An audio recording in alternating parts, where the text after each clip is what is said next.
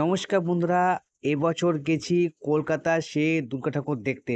সত্যি সে ছোটবেলায় বাবার সঙ্গে গেছিলাম, তারপর এই গেলাম কলকাতায় দুর্গা ঠাকুর দেখতে। সত্যি গিয়ে খুবই ভালো লাগছিল। আর দেখো এই প্যান্ডেলটি কত সুন্দর করেছে, বেশ ছোটোর মধ্যে বেশ দারুণ দেখতে লাগছিল। আর এখানকার পরিবেশটিও কিন্তু খুব সুন্দর ছিল।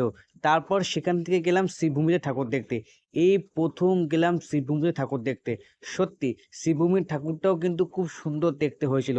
তারপর গেলাম আরেক জায়গায় ঠাকুর দেখতে। এই জায়গার ঠিক প্যান্ডেল নামটা তো আমি জানি না, তবে এখানকার প্যান্ডেলটাও কিন্তু খুব সুন্দর হয়েছিল। এখানকার প্যান্ডেলও হয়েছিল বেশ দেখবার মতন। তোমরা দেখো কত সুন্দর লাগছে, এখানকার কিন্তু কারুকার্য ছিল জাস্ট দেখার মতন। আর বন্ধুরা, অনেকদিন পর কলকাতা ঠাকুর দেখতে গেছি, তাই আমারও খুব ভালো লাগছিল। আর সেই ঠাকুর দেখার কিছু মুহূর্ত তোমার সঙ্গে আমি শেয়ার করলাম।